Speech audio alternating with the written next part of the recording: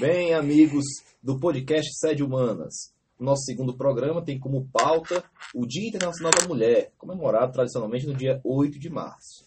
Eu sou o professor Tiago Rocha, professor de História, e tenho aqui o prazer de receber também o professor Gerson Muniz, o outro apresentador. Tudo bem, Gerson?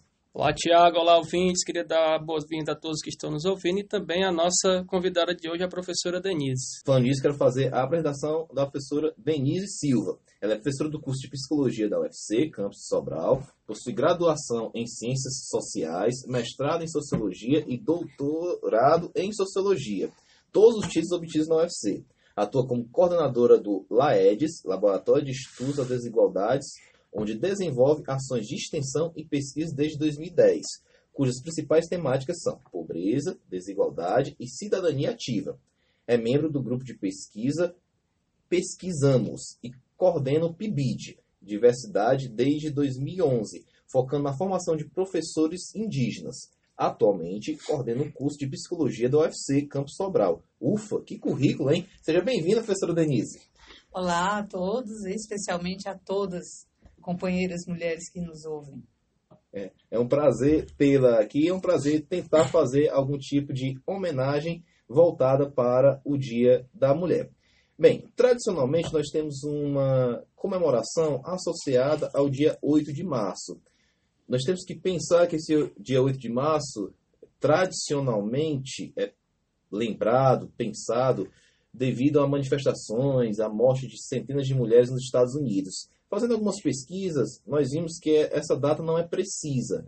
Entrou muito mais num consenso a partir da década de 10, principalmente em 1917, já antecedendo algumas perspectivas da Revolução Russa. A data ela vai ser relembrada e ressignificada principalmente a partir da década de 60. E a partir dos anos 70 e 80, ela vai ganhar essa carga de oficialidade, marcando o Dia Internacional da Mulher. Muitas vezes é pensada como um dia apenas de comemoração, mas também é pensada como um dia de luta. Eu acho que é por isso que é importante nós debatermos essa temática. Eu acho que é uma temática inerente à nossa perspectiva reflexiva, crítica na sociedade. E acho que nós temos uma grande professora com um grande olhar social para poder fazer esse diálogo. Eu vou fazer agora a primeira pergunta, o primeiro questionamento, para a gente começar o nosso bate-papo.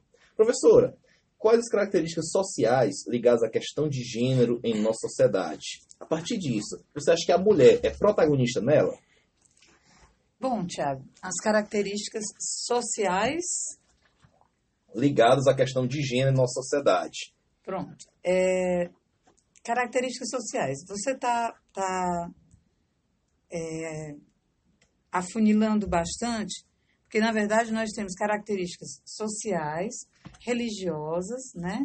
Ah, você está dizendo que religião não é sociedade? Não, eu estou dizendo que a sociedade, ela sofre muita influência da religião, né? Então, estou dando um destaque à religião. Historicamente, a mulher sempre aparece, né, como submissa, como a que deve obedecer, e há uma forte influência do pensamento religioso sobre essa visão, né? Paralela à religião, nós vamos ter no século XIX o grande up das ciências, né? O método científico excessivamente valorizado, inclusive questionando o saber religioso, mas não questionando isso, e a ascensão da biologia, que ao diferenciar homens e mulheres, nós fomos diferenciadas como sendo inferiores. Né? O nascimento da sociologia, o nascimento da antropologia, né? Essas ciências que vão nascer no boom da sociedade moderna, vão trazer vão dar destaque a essas marcas, né? De quem é a mulher no processo. Por exemplo, a escola positivista, que é baseada nas ciências naturais, em especial na biologia, vai dizer que a mulher é inferior ao homem, deve ser subordinada a ele. O positivismo não está trazendo nada de novo, só está repetindo o que já tinha sido dito. Só ressignificando o discurso religioso com a prática científica. Perfeitamente. Sendo que o próprio positivismo derrubou o poder da igreja. Então, ficou com aquilo que era importante. Entre as coisas que eram importantes na visão, né, do positivismo, Uma delas, entre muitas, uma delas era colocar a mulher nesse lugar que eles entendiam que era um lugar de inferioridade. Bom, essa é uma das marcas, né? A ciência e a religião contribuem fundamentalmente para que a mulher seja vista como inferior, não quer dizer que ela seja. Bom, é importante também considerar que a relação de gênero é uma relação de poder. E sendo uma relação de poder, a gente precisa considerar, aí entra toda a minha formação, que é atravessada por Michel Foucault, né? Então, a gente deve considerar que o poder não é algo que vem de cima para baixo, tá? O poder, ele vem de todos os lados. Exato, né? Isso. Então, olhando dessa maneira, é importante considerar que a mulher é protagonista nesse processo também, tá? Não estou dizendo que as mulheres são culpadas por serem tratadas como inferiores, mas elas também ajudam a construir o processo elas também ajudam a construir o rótulo que elas recebem, né? Tem que maneirar muito, porque algumas mulheres entendem que quando eu falo isso, está dizendo que eu sou culpada porque eu apanho? De maneira alguma, né? Ou está dizendo que eu sou culpada porque me trataram como inferior? Não. Mas nós, até por termos tido nossa igualdade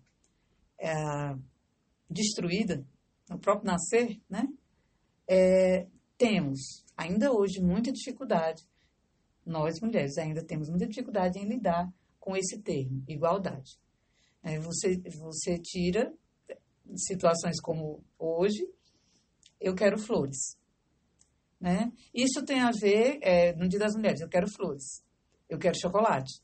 Isso tem a ver com o quê? Com um desconhecimento até do próprio valor enquanto mulher, do próprio poder enquanto mulher, e acaba fortalecendo o poder do macho, por desconhecimento, ou às vezes por concordância, né? Outro dia eu li um post de uma aluna minha no Facebook, onde ela disse: sou mulher, estou feliz na minha condição, não preciso da ajuda de feminista para conquistar as coisas que eu quero. Agora ela não precisa mesmo, muitas feministas já morreram, para que ela pudesse abrir a boca e falar o que ela está pensando. Até votar, né? Inclusive votar. Né? Inclusive. Então, assim, a mulher é protagonista nesse processo? Sim. Ainda sendo vamos colocar em termos de classe, ainda sendo a parte oprimida, que foi e não quer dizer que não seja protagonista, né? Numa visão marxista, a gente diria que a mulher é a classe oprimida dominada, né? Mas numa visão Foucaultiana, oprimida sim, né?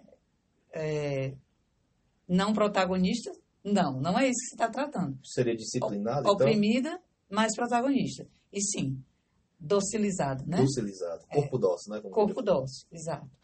Mas nunca se deve pensar, né, que esse corpo dócil é o corpo alienado que o Marx fala. Né? Esse corpo dócil é o corpo que se disciplina, ora para não morrer, ora para não ver os filhos abandonados, né, ora para não ser atacada. Então, muitas mulheres permaneceram casadas por medo do que a sociedade faria com elas em caso de divórcio, né? Muitas mulheres apanham em silêncio, porque gosta de apanhar. Só ela que está vivendo a relação abusiva sabe o quanto o peso dessa relação e o peso de encerrar essa relação. Além do fato de que muitas, aí entra uma outra condição, que aí sim a gente pode chamar de condição alienada, de nem perceber o abuso. Porque naturalizou-se na nossa sociedade a ideia de que muitas coisas os homens podem. Eu orientei há pouco tempo trabalho de TCC de uma aluna minha, ela fez no CREAS. Ela trabalhou com 12 mulheres que sofrem violência doméstica. E esse conceito de violência doméstica dito pelo direito, mas a pessoa que estava vivendo não define assim. Então, as meninas, a minha orientanda, né, trouxe depoimentos onde a criatura dizia assim: não, eu não sofro violência, ele só me bate quando ele bebe. Ou não, ele não me bate, de jeito nenhum, ele só me humilha. Ele contava as coisas que ele dizia. O conceito de violência dela era diferente do conceito que está lá jurídico, no direito, né? Que é legal e tal. Ele não é violento, é só quando ele bebe. Quando bebe. Isso, porque ele é doente. coitado, né? Aí ela se coloca no lugar do alcoólico, né? Coitado, né? Ele é um doente. Quando a gente tem um problema em casa, ele tem que beber. Aí é só aí que ele me bate. Aí o outro que não batia, mas humilhava. O outro que, às vezes, assim, ela diz, eu acho que ele está sendo violento, mas eu acho que não é não, porque é um direito do homem, né? Ter sexo quando ele quer. Em outras palavras, ela era estuprada pelo marido, porque ela não queria. Mas ele a forçava. Mas aí, no final, ela arremata dizendo que é um direito dele. Porque é o direito dele ter o corpo dela quando ele quer, por causa do matrimônio. Aí lá vem ela, traz de novo a igreja, né? Porque eu casei com ele, né? É na alegria, é na tristeza. Aí em outras falas, o que aparece muito? A nossa fragilidade, que vai ser justificada pela biologia, que vai ser justificada pela antropologia biológica, dizendo que nós somos inferiores em capacidade porque temos o cérebro menor. É óbvio que a biologia já desfez isso. É óbvio que a antropologia biológica já desfez isso. Mas culturalmente as coisas se desfazem assim, né? As ciências evoluíram, mas esses saberes, eles se dissiparam e ficaram popularmente conhecidos como machismo. Professora, assim, na sua fala, me veio um questionamento inquietante, né? A partir do Foucault, você citou, acho que de forma brilhante, as relações de poder, né? Ele é muito vigiar e punir. Eu também me lembrei de algumas problemáticas que ele lança nas Palavras e as Coisas, na Arqueologia do Saber.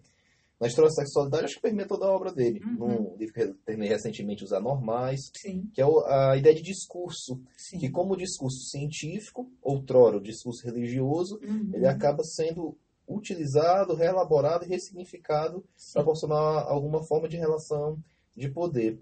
E a questão básica é essa. Então, esse discurso do machismo, ele ainda exerce uma força, algum tipo de dominação eficiente na nossa sociedade. Sim. Como você mesmo citou, o discurso é poder. E ainda tem as pessoas que têm o poder de verdade. Exato. Né? Quem são as pessoas que têm o poder de verdade? Aí é que mora o perigo, né? Cientistas. Então, se aparece um cientista que defende a inferioridade feminina, ele é um cara que tem o poder de verdade. Outros que eu considero bem complicados, para não ser ofensiva, mas líderes religiosos, independente de religião. Né? E não estou aqui dizendo que Deus não existe, que Deus não é bom, estou dizendo nada disso. Estou dizendo que em algumas religiões existem líderes que defendem essa subordinação ou submissão feminina. É óbvio que não tem nenhum pastor, nenhum padre dizendo para o cara bater na mulher. Isso não existe. Ele não está dizendo isso. Ele está falando de submissão. E que o homem leigo e a mulher leiga não têm alcance do que é submissão. Se transforma em senso comum. Isso. É submissão, estar sobre a mesma missão. Não tem nada a ver com alguém embaixo de alguém. Né? Então, esse discurso de poder se complexifica por causa do poder de verdade que alguns grupos têm. Citei religiosos, citei cientistas, médicos, né? O pessoal da área da saúde é legitimado como sendo as pessoas que sabem das coisas. O curso sempre problematiza isso nas obras Né? dele. Exatamente. Então, como as mulheres aparecem? Frágeis, né? Nessas falas. São frágeis, são flores, né? Que merecem ser cultivadas. Essa fragilidade, ela anda muito pertinho da burrice, né? Ela é frágil, ela é burra, ela não vai conseguir resolver. Ela não vai desenrolar isso. Isso vai se somando, né? E esse discurso vai sendo propagado cada vez mais, com menos sabedoria, pela mídia vulgar, né? Onde a gente tem uma revista que, após um impeachment, após um golpe, me aparece uma revista chamando a esposa do golpista de bela, recatada e do lar. O que é isso, senão uma legitimação do machismo? Derrubam uma mulher que nunca foi respeitada no lugar que ocupava e colocam outra como deusa. Veja o estereótipo, né, que rotularam para uma, que não era bela, não era recatada e não era do lar. Que era uma mulher que estava cuidando dos negócios do país. Porque o lugar da mulher é aonde? No lar. Cuidando dos filhos. Aí sai lá a revista trazendo um modelo de mulher. Quase uma percepção de mundo grego ainda, a mulher sendo quase como um vaso, manter apenas o elo familiar, as funções familiares. Basicamente, ainda esse é um ideal que permeia a sociedade, seria isso, né? Precisamente. Então, esses discursos de poder são extremamente perigosos, porque, vou falar especificamente no caso do Brasil, uma sociedade onde a grande massa não tem alcance crítico, né? Não é que a massa seja burra, seja idiota, não. O que a massa é um grupo que não tem tempo para estar lendo as coisas e criticando as coisas. O povo quer sobreviver. Você pega um trabalhador, uma trabalhadora que acorda todo dia, tem que ralar na Grendene, tem que ralar nas empresas, tem que passar o dia vendendo na Zeni, tem que passar o dia vendendo, seja lá em que loja for, enricando alguém. Meu amigo, eu chego em casa, eu quero descansar. Eu lá vou criticar a Rede Globo. Não tenho tempo para isso, não. Então, são sobreviventes que acabam sendo ludibriados por esse discurso de poder pronunciado por esses sujeitos, né, que estão em determinados espaços de poder. Excelente, professora, né? Até você colocou já o ponto aí da mídia, né? A gente sabe que a mídia ela tem um poder de influência muito grande na sociedade, né? De diversas maneiras. Você citou várias aí, né? TV, revista, a gente pode colocar as redes sociais hoje com notícias fakes aí que são divulgadas toda hora. Então, assim, a grande mídia hoje, né? Ela aliada ao capitalismo, ela trata essa data mais pro lado consumista mesmo, como consumir produtos, né? O dia 8 de março é o dia de dar presente, é o dia de dar flores, como você mesmo citou, é o dia da mulher receber chocolate, o dia de ganhar presente, né? Então, como desvirtuar essa imagem que o dia 8 tem atualmente pelo real propósito do que seria o Dia Internacional da Mulher? Olha, Jéssica, eu acredito muito nas campanhas, né? Acho que é um trabalho de formiguinha mesmo. Acredito nas campanhas, por exemplo, que os estudantes fazem nas universidades, que os estudantes fazem nas escolas públicas. Enfim, acredito que onde esteja, né, presente uma mulher que tem essa compreensão, porque não são todas, na verdade, é uma minoria, eu acho que seria fundamental que criássemos campanhas de reeducação feminina, né? Porque nesse caso específico, eu penso que a mulher é muito protagonista, né, nesse posicionamento. Olha, meu dia, né, eu me recuso a receber presente do meu marido ou de quem quer que seja, né, eu sou extremamente arredia a isso. Fui para a academia e vieram me dar uma florzinha, um palito, né, um palito e a florzinha. Obrigada, devolvi, que é o que eu chamo de trabalho de formiguinha. E como foi uma mulher que me entregou, eu sei que ela estava fazendo o trabalho dela, ela disse: a senhora não quer? Eu disse: não, obrigada, esse dia representa luta. Não vamos falar da nossa fragilidade, que já foi tão explorada, né? Aí ela, não, mas é uma forma de nos homenagear. Eu disse: pois vamos fazer o seguinte, vamos visitar mulheres que estão presas agora, vamos visitar mulheres que estão com o olho estourado no hospital. É uma boa homenagem. Isso aqui não muda o mundo, não. Aí ela: nossa, professora, nunca tinha pensado por esse ângulo, né? Nós temos muitas mulheres atualmente no presídio, temos muitas mulheres hospitalizadas ou nas delegacias que sofreram violência doméstica, que não vão receber flor. E que todo o nosso histórico de luta está sendo ignorado quando você dá uma flor ou um chocolate. Então, como mudar isso? Penso que as mulheres que têm essa noção de que o dia 8 é um dia que marca uma luta, né, um marco de uma luta, devam pensar em campanhas e, mais que isso, mudar a partir de si, né? A partir do meu momento aqui. Porque é muito fácil, eu vou lá, faço uma campanha na escola e digo: vamos lutar, e eu vou exigir do meu marido que me dê uma caixa de chocolate. Bem, dando essa questão do comparativo, né? Infelizmente a gente tem que entrar ainda muito nessa comparação. O homem e a mulher no mercado de trabalho, né? Eu li uma reportagem no G1, né, que me chamou bastante a atenção. Eu vou até ler aqui o que é que a notícia traz como destaque. As mulheres têm níveis de escolaridade mais altos, em média 8 anos e meio de estudo contra 7,7 anos de estudo dos homens. Fazem mais tarefas domésticas, como você já colocou, a mulher trabalha e chega em casa de ter seus afazeres. Então, isso tudo ela faz desde pequena. E estão chefiando cada vez mais as famílias no Brasil. Mesmo assim, continuam sendo desvalorizadas no ambiente de trabalho e ganhando, em média, menos do que os homens. Isso são dados que o IBGE traz do ano passado, agosto do ano passado. E outra coisa que eu achei interessante, que é onde a discrepância é maior, é justamente em Brasília. Dá quase R$ 500 de diferença do salário do homem para a mulher. E o nível de escolaridade, à medida que aumenta, essa discrepância vai aumentando. Então, o homem e a mulher que têm o mesmo nível de escolaridade, essa diferença é ainda maior. Então, professora Denise, diante disso tudo, né, o que poderia ser feito para diminuir essa desigualdade, diminuir essas desigualdades, né? Como trabalhar numa perspectiva que o mercado, né, prefere o público masculino em detrimento somente pela mulher ser mulher, né? Não leva em consideração ao seu nível de estudo. Olha, Jéssica, eu sou bem pessimista nesse aspecto, sabe? Porque a verdade é que a mulher vem, desde o século XX, forçando a barra, né? Porque com a Revolução Industrial, paralela com guerras, as mulheres foram chamadas para o mundo do trabalho porque não tinham os homens. Quando os homens voltaram da guerra, agora voltem mulheres para suas casas. E não tem mais jeito, né? Como diz o Dalai Lama, a pedra atirada não volta.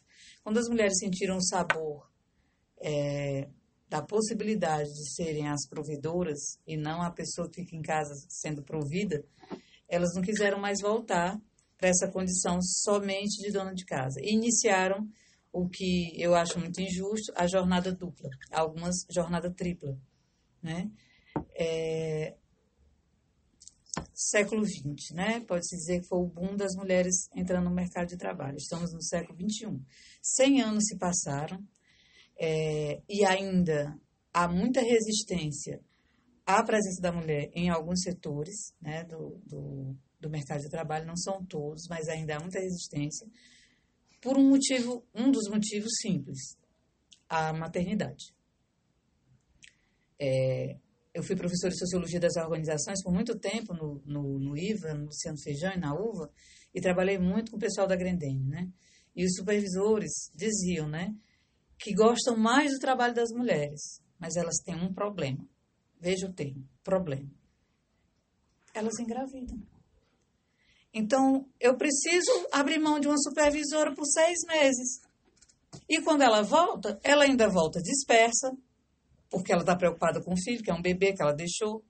Ela volta amamentando, com problemas porque o seio enche demais, está cheio de leite.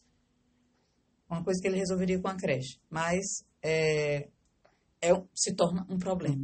Com o homem, não. O homem é estável. Olha a biologia a favor de novo, né? O homem é estável. O homem não tem TPM, o homem não menstrua, o homem não engravida. Agora, quando uma mulher não está grávida, não está preocupada com o menino, ela é perfeita. Na verdade, ele estava usando o modelo homem, né? Ele está simplesmente querendo apagar as diferenças. Nós somos diferentes biologicamente, é fato. Sim, mulheres engravidam, sim, elas tiram licença de 6 meses. E para não lidar com isso, eles dão, não são todos, mas eles dão preferência aos homens nos casos, né, nos cargos de chefia. E por que eu digo para você que eu sou pessimista? Eu tenho um lado comunista, né? Adormecido, mas está aqui. E quando se fala do mercado de trabalho, tudo para mim se resolve com união/revolução. Como é que se resolve o fato de que você trabalha num lugar que você não é reconhecida? Unindo a classe. E isso não acontece. Porque aí nós estamos falando da classe trabalhadora. Seria necessário que a classe trabalhadora se unisse para reivindicar direitos iguais, né, dentro do mercado de trabalho. Na verdade, vou refazer minha frase. Direitos diferentes.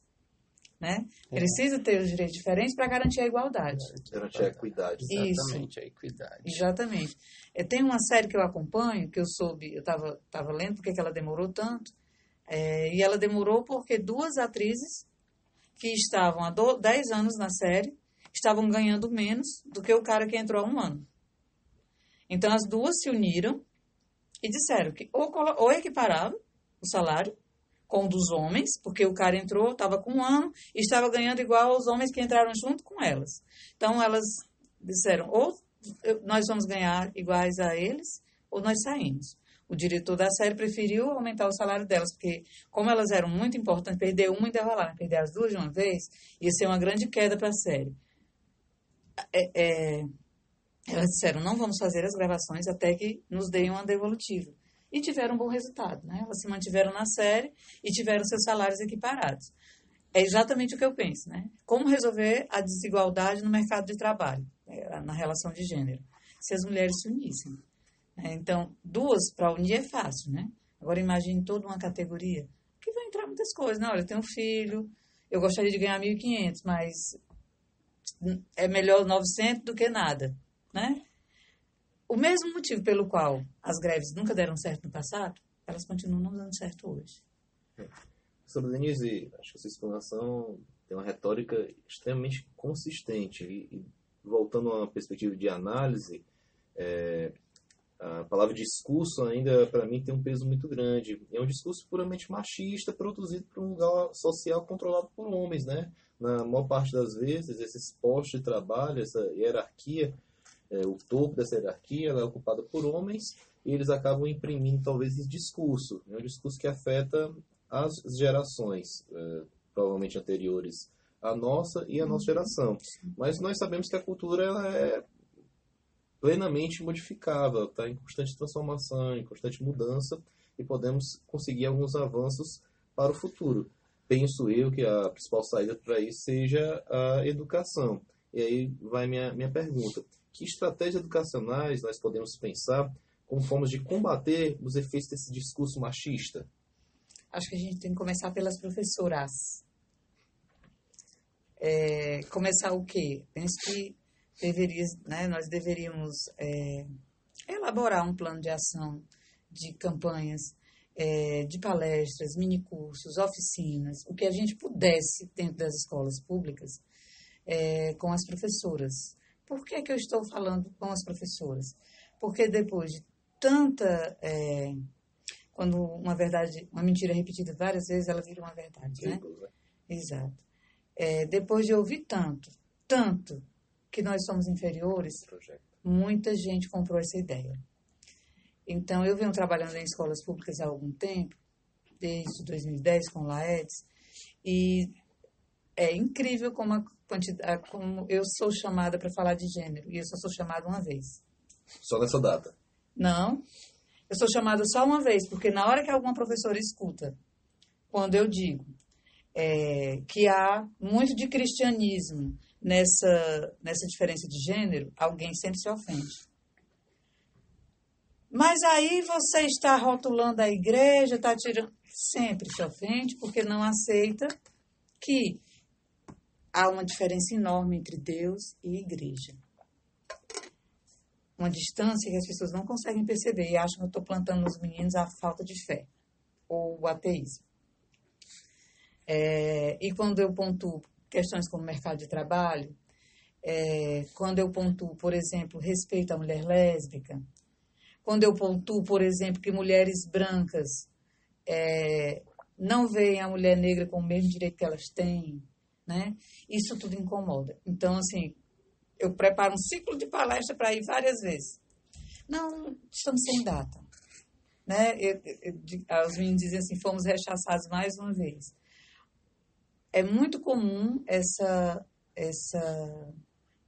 esse repúdio a uma mulher que critica o modelo que está. Porque, infelizmente, muitas estão confortáveis.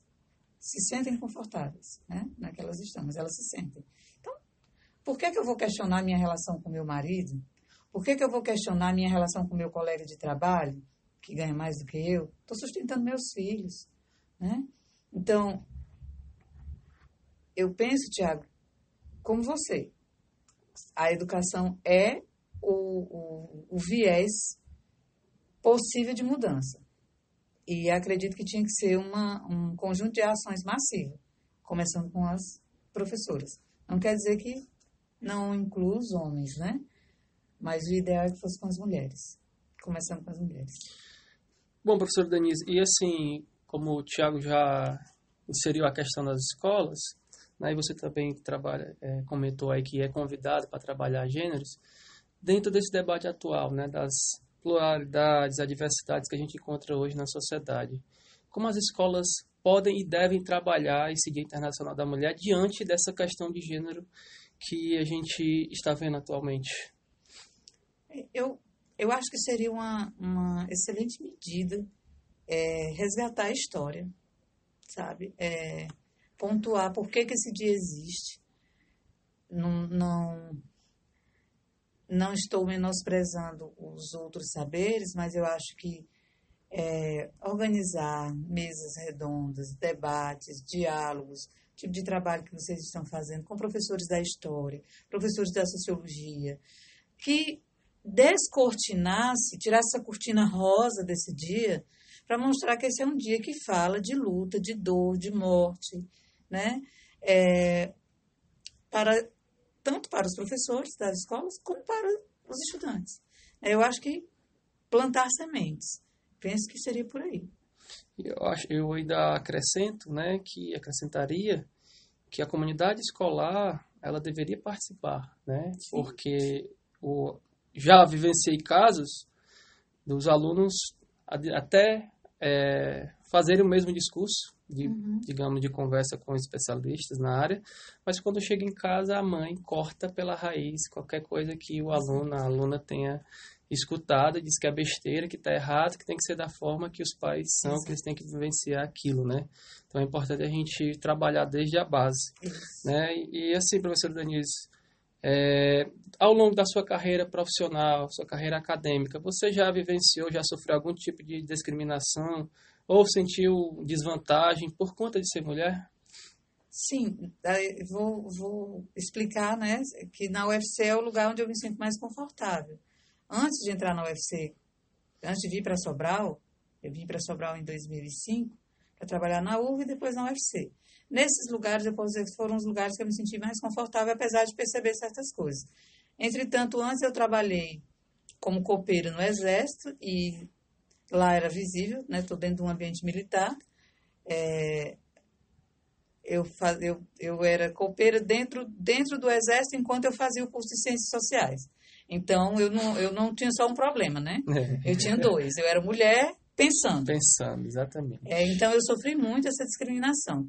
Quando eu saí da Copa, eu passei a ser gerente. E fui gerente por 3 anos.